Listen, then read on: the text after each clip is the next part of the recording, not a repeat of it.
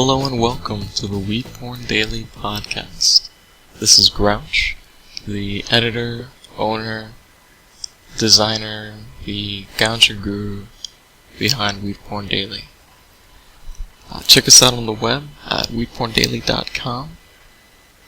Follow us on Twitter at WeedPornDaily. Check us out on Tumblr, blog.weedporndaily.com.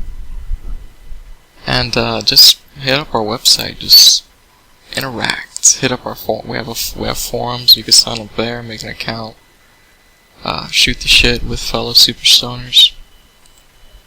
Lots of fun stuff on our website. Haven't been on a podcast in a while. It's been ages since I've recorded a podcast. I believe the last one was with the lovely Miss WeedPornDaily. Though I don't believe it was published. Or was it? Yes, it was published. Yeah, it actually got the most response. So you'd think Miss WeedPornDaily would be back this week, but not this week. Just solo Grouch. This might be the format for a lot of podcasts, as I'm strapped for guests, and there's just so much going on all the time that it would be difficult to just wrangle someone to sit down for 30 minutes to an hour to shoot the shit about cannabis news. And it's much easier for me just to get the news out there, get my opinion on it, get you guys motivated and thinking about the current happenings in the world of weed. And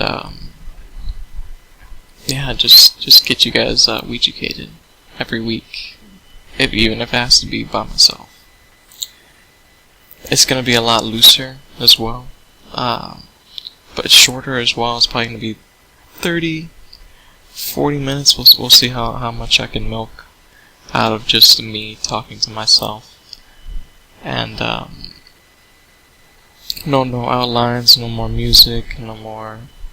Well, maybe music. I might bring music back, because I love music. And, yeah, just a lot looser. It's just gonna be me chilling after a bong rip, just blazed, giving you the latest in the news. The highlights of this week, just some interesting topics that I think that they raise some interesting discussions, especially in regards to legalization.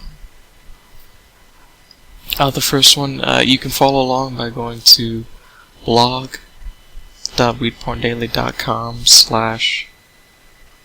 that's too long. There's actually a short URL. You can just go to weeducation.weedporndaily.com. Weeducation, that is weed, you-cation, like education, but weed. Yeah. This article was released on October 8th by the Associated Press, and it's "If Voters Okay Hemp, Unclear Whether Farmers Would Grow It." And it's a very, very, it's something that the pro-cannabis people never really talk about, because all that they preach is that cannabis legalization would lead to, at least on a state level, would lead to the accessibility of hemp growth. And I'll give them that maybe there'll be some rogue, just as there are now with cannabis and rogue growers of hemp who say, fuck the federal government. The state government said it's okay, and I'm gonna do it, is supposedly right. Excuse me. And there's a possibility of those people, but obviously those people have to be, they have to be willing. Just as the people who are growing marijuana now, they have to be willing to lose everything, lose their entire investment, their whole farm, all their crop, all the time that they've invested into this project, because the federal government might come in and say, fuck this, this is illegal, according to federal law. So I don't know. I really don't know. Would farmers really grow hemp if it was legal? Yeah, yes and no. Mostly, probably no. But there's definitely a demand for it. I was thinking about it today. That there are a number of industries in the United States that import various hemp and hemp-based products that, are incredibly taxed, because it's, shipped internationally, it's shipped just long distance, it's produced across different lines, it's got different taxes on it. Just excuses. If it's produced in the United States, it is going to be so much cheaper to get hemp shit, which is awesome. Because hemp t-shirts, just little things that are hemp wicks. I'd be amazed if the hemp wick price started going down because one of the companies got their hands into an American-based stock. Like, it'd be nice if the hemp industry would finally be able to, maybe not flourish, but take root, finally. It'll definitely be interesting to see the federal reaction, because we've seen the federal reaction in regards to cannabis and large cannabis grows. And I doubt we'll see any small-scale hemp grows, so there have to be large-scale. So we'll see how the government reacts. The next article, actually the next topic is also in the WeedEducation tag. If you can follow along still at WeedEducation.WeedPornDaily.com. Or WeedPornDaily.com/tag/video. Excellent spot to find the latest videos. Cases of dogs getting high on medicinal marijuana are spiking. This is something that's recently erupted in the news wire, if I could call it that. Like a lot of websites have been talking about this, publishing their own version, or kind of retweeting other people's articles. And this video is a good encompassment of the argument that they're trying to convey, which is something that I won't argue against actually this time. It's a very, very valid argument that I think a lot of stoners overlook, because I don't know, they think it's so innocent, smoking. Like, and it is very innocent for humans. Like, we smoke, nothing happens, nothing goes wrong, we have a good time, and we assume that everything else that's exposed to this has the same effect, when in reality it's not. Like dogs, I'm actually not keen on the particular science, but I remember reading somewhere that dogs don't have cannabinoid receptors. It's just not built in like humans do. And it's just very discomforting for a lot of dogs. Like my dog, I remember one time he got a little weed smoke into him because he hung around a little hot box. And poor little guy, his heart just sped up a little too quick. He got a little too excited, and I had to take him out and relax him. It was a little distressing. Nothing serious, but like it's something that people shouldn't play with. It's not. That's your animal's life. And there have been deaths. The video mentions various deaths of dogs. It's very sad. So take care. Don't don't just blow your smoke into any dog's face, man. I mean, if you know your dog is cool with it, hey man, that's you, that's your dog. And you know, it's just like any other person. Like every dog, I'm sure, is different. Some dogs probably love weed, but be careful. Yeah. So very interesting video. Make sure to check that out. It's by CBS, I believe. CBS. Dogs on Dope.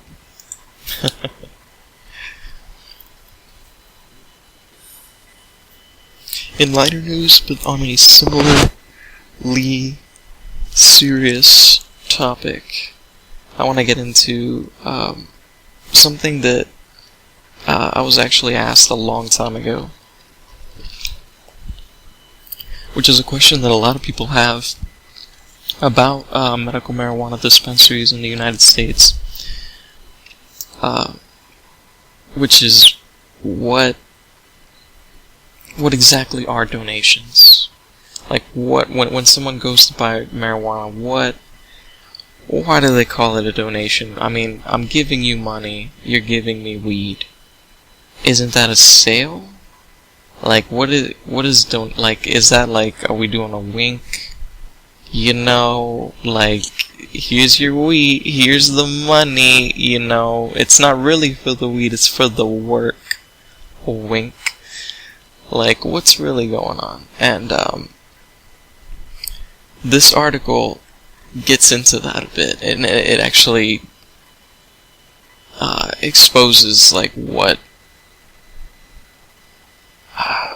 what's really happening in some cases, and the federal, the federal government's, idea, or, like, their reaction, rather.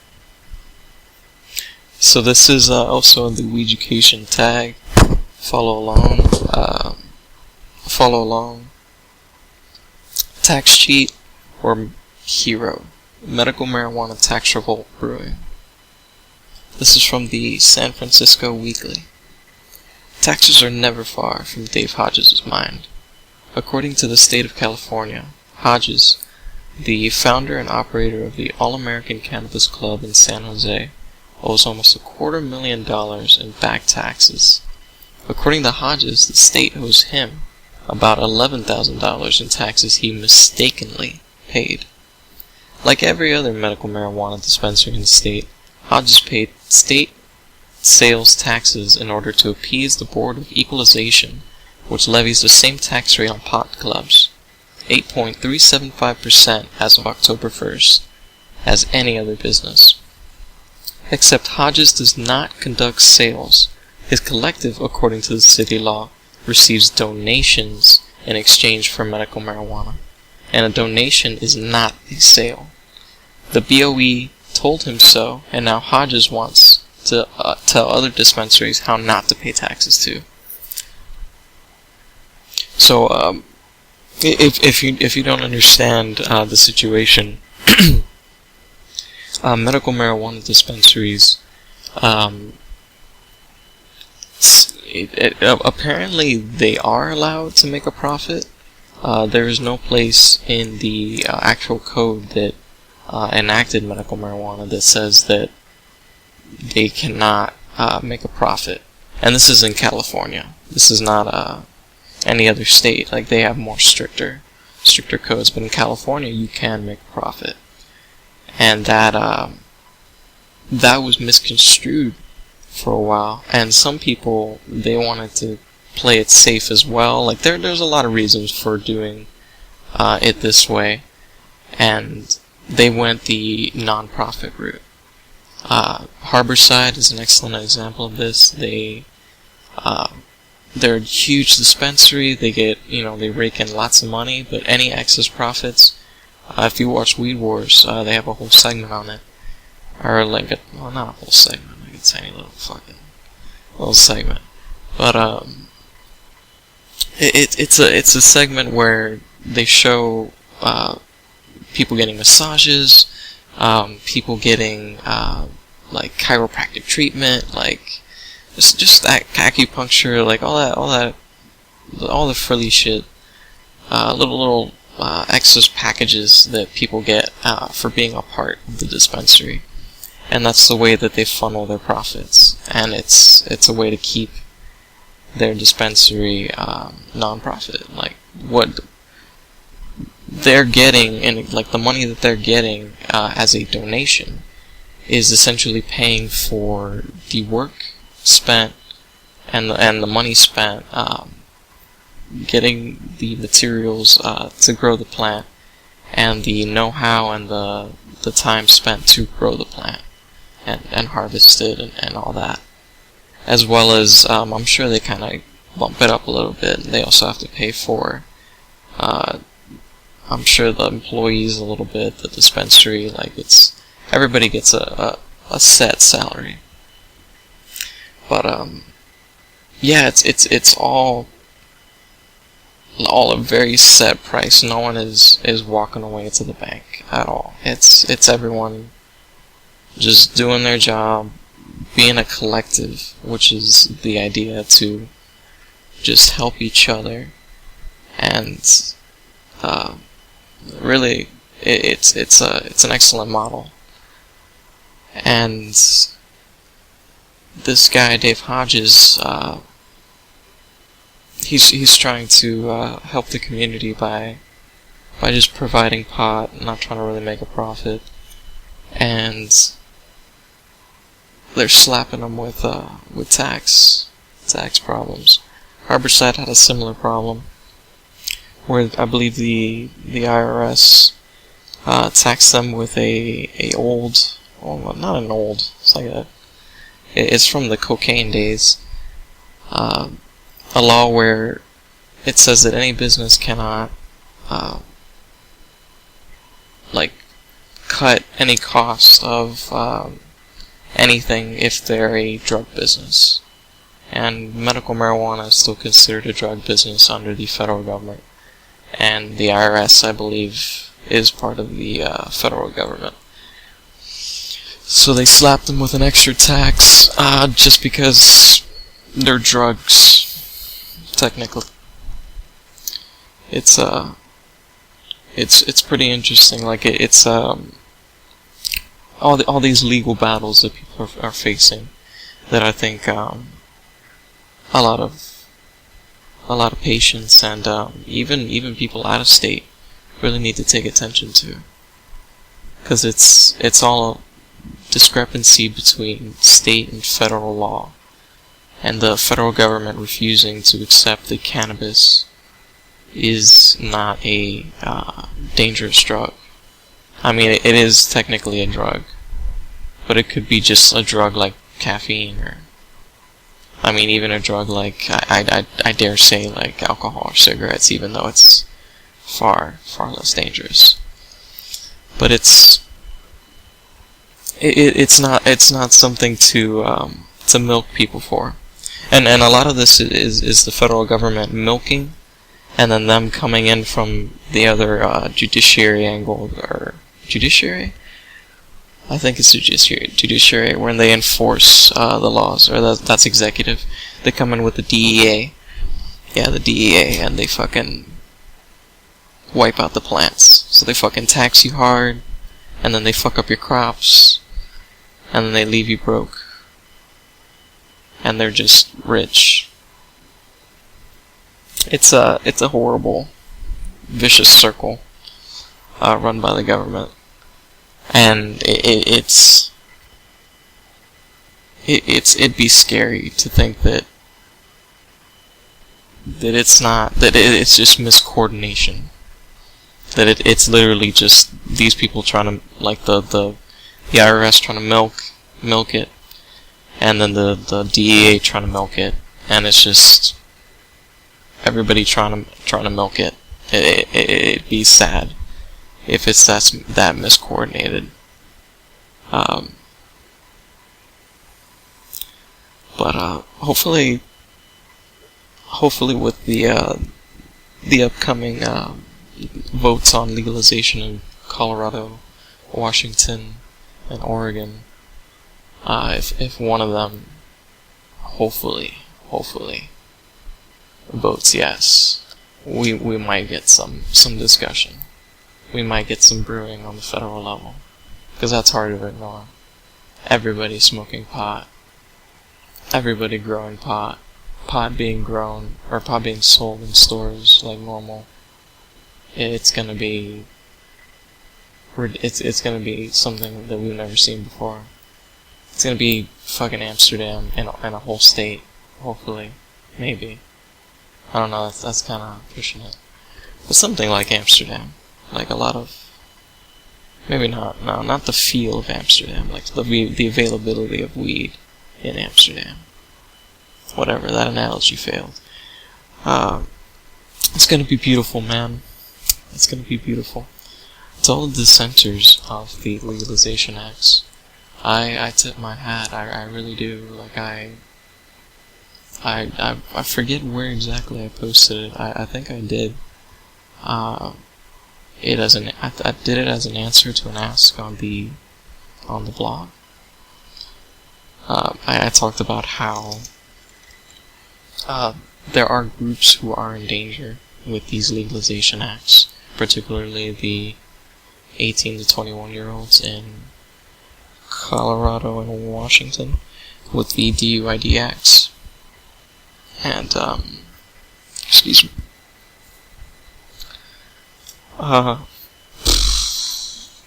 forget the arguments I made. It was just they're saying no. I can understand saying no, because saying no means that you don't want to be a martyr. You don't want to see you or other people in your state get crucified for cannabis in this drug war that's going on. Like, it's people kind of play it down, but that's what's really happening. Like the big government, or not even the big government, just any person in power that's linked to the government through any person of law enforcement. That's a good way of putting it. Any person enforcing the law, they in most of America, they will put someone in jail for just possessing a grass, or smoking it, God forbid. And that could be in their own house. And it's ridiculous. Like people don't realize that what is it, breaking? Not breaking. It shatters our constitutional rights. Like, it just... What privacy do we have if we can't have the freedom to make the decisions that we want to make? I mean, if the big, like the I don't want to say the big man, but like if we have to fear law enforcement for making the choices that we do, it's a war against us. It's a war against stoners, sadly. So hopefully people's eyes get open slowly, like, other than stoners, because we're quite aware of it.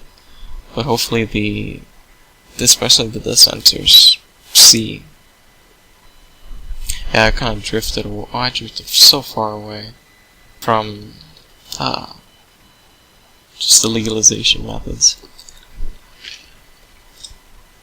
Went from state legalization to federal legalization to fucking conspiracy shit. Superstars. Hope you guys love each other. Hope you guys share a lot of love. Hope when a guy passes a joint to the wrong side and you don't get it, and no one notices but you, I hope you think of me, and I hope you remember to just love that guy, cause he was so fucking stoned that he didn't know what he was doing, and he had to pass it to the other guy. I hope that when you're smoking and you forget if you've puffed once or twice, you think of me and you puff that bitch one more time, cause goddammit, I don't think anyone's gonna notice, so just do it, nigga, and pass it. Just keep that shit in rotation. Thinking too much, goddamn. And I hope that when you're sitting in a circle with fellow stoners, or just by yourself, and you're burning that beautiful herb, that beautiful bud, and you're inhaling the smoke, or even if any other ingestion method, if you're burning up some hash, dabbing it up, eating some edibles, having a shake, so many methods. You're consuming cannabis, the beautiful, beautiful plant, and you're letting Mother Ganja, if you're letting her spirit enter you for the allotted time of ingestion, you're mingling with Mary Jane, being playful for a while. I hope you think of WeedPornDaily, and remember to love Mary Jane. Love her all night. Thank you very much. Nothing really else to talk about. Went through the news. Let me answer a few questions real quick. Man, there's just so many weird ones. Like, I try to save the weird ones for gifts, because it's, why even answer them? They're just that weird. How much bud does a clone produce? As much as you grow it to, man. It's not like a set amount. Clones will grow to like a full size, just like a regular plant. Full copy. Depends on how well you grow it. Thank you, Anon. I'm thinking about trying marijuana. Any advice? And love your blog. Anonymous. Do it. Like, what's stopping you? Like, you're looking at a weed blog, seeing all this beautiful bud. You're not, how could you not be salivating already? You should be putting a bong in front of your face and lighting a bong, inhaling, pulling out the bowl and letting loose the carb and hitting that shit, or hitting a pipe the same way, or fucking rolling up a horrible joint and just lighting that shit up and still getting high because you've never smoked weed in your life. Just do it. Do it. Thank you, Anon. Very persistent too. I answered that earlier. Different version with a GIF. I think it was the same person. Had to be the same person. I mean, how many people come on the blog and don't smoke weed? I want to make that same joke. Like, it's plenty of submissions. I will get to them very soon, guys. Don't worry. You can make a submission, by the way, by going to WeedPornDaily.com/contribute.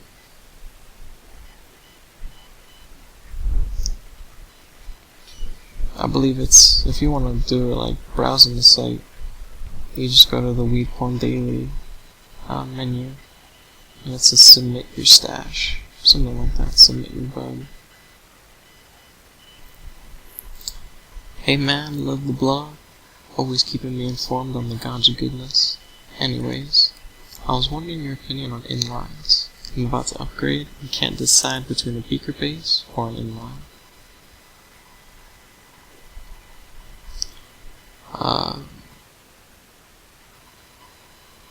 I'm not sure what he means. Like an inline, like the ones that lay down? Or he means like a straight tube in line with the table or something? Or he literally means like an inline, like a, or maybe it has an inline and then comes into like a, I'll assume, yeah, just there's an inline on the piece somewhere, and it doesn't have a beaker. I remember there's an entry in the fact that talks about it, where I discuss the benefits of the beaker base versus the straight tube, like the pros and cons, not necessarily just the benefits. And beaker bases are good if you like just having a steady place, like when you put the bong down, it's steady. Like it's, I don't know, I like the feeling of the weight, rather than having this, because having a straight tube is just way lighter, and it's just way more delicate. It's just, yeah, I don't know, it's all preference. And then the beaker base tends to give you a better chug, way better chug than say an inline. Inline, well, an inline will give you a kind of chug, because it's gonna like prevent some of the airflow. So it's preference, man. If you're ordering online, that's the only problem with ordering online. Like if you go down to the shop, they'll let you feel the pieces, look at them. They'll actually let you suck on them. I've sucked on a lot of bongs in head shops, just to get the feeling of the airflow. Like every bong is different. Sadly, they won't let you put water in it, unless they're that cool. It depends on your head shop, but I highly doubt it. But just having it there and feeling the airflow, sans water, it is good enough. But ordering online, it's a crapshoot. Just pick one, and I'm sure you'll be happy. Once you get any type of percolated bong, I hope the beaker that you're getting is percolated. It makes a major difference between any other standard glass or acrylic bong, or pipe, or any joint, any other lower class. Man, once you go perks, man, you never go back. But seriously, it's all about preference. Just pick one. You'll find out your preference, and then you'll love it or hate it. And some people resell their pieces after a couple of uses. Just take some sick shots of it and sell it to someone in the stoner community.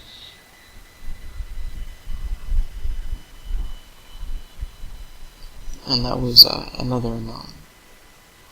So many anons in this ass box. It's daunting. That was 3 questions. I did 3 news articles. I probably talked shit 3 times throughout the podcast and went off on a tangent and got lost.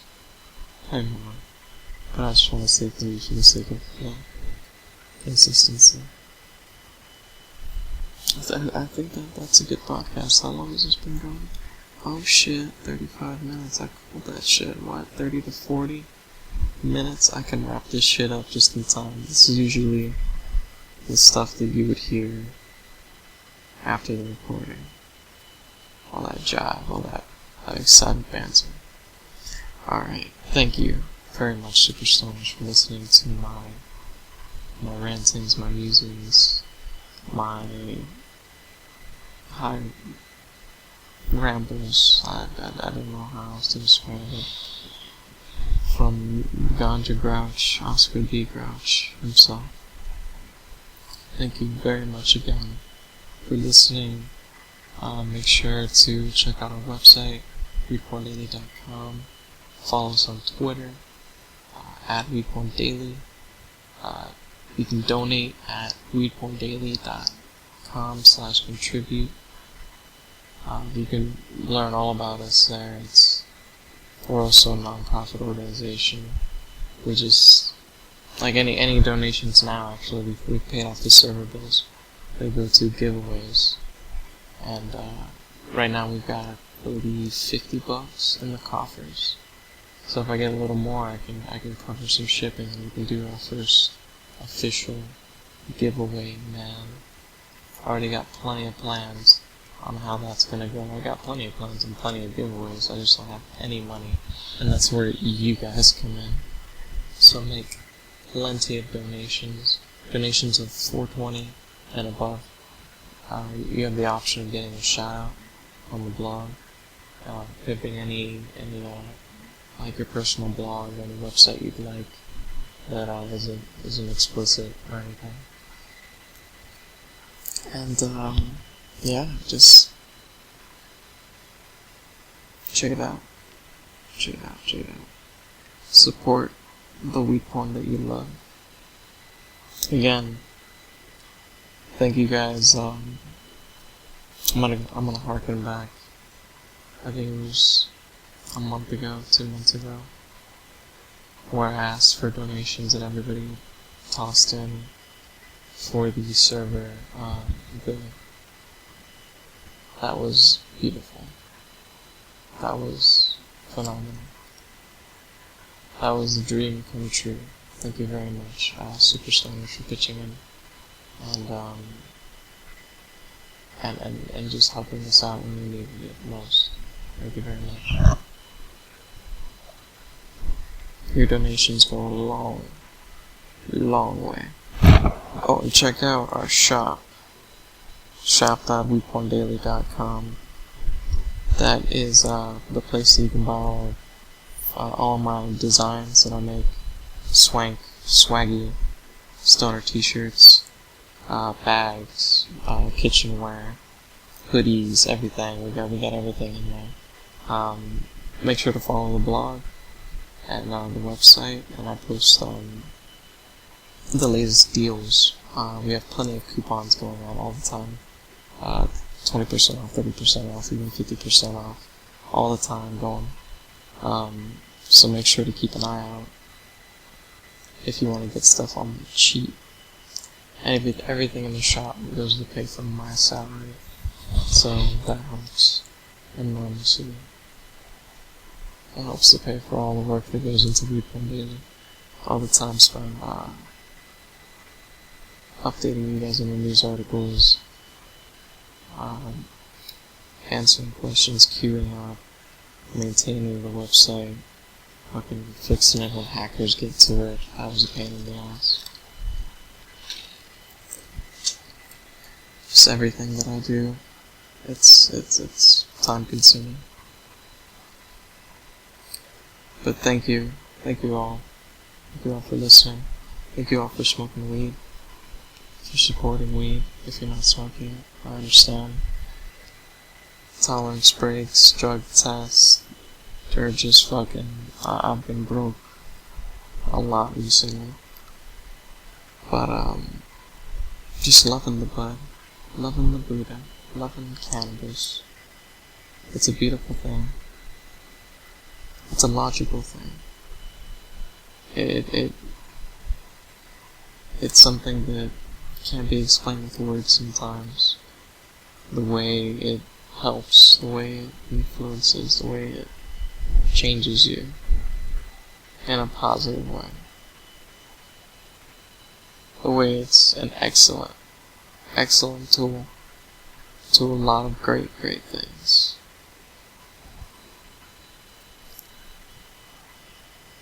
Loving it. It's a beautiful thing. Thank you guys for sharing that. For sharing that love. It's beautiful. stay regular, superstars.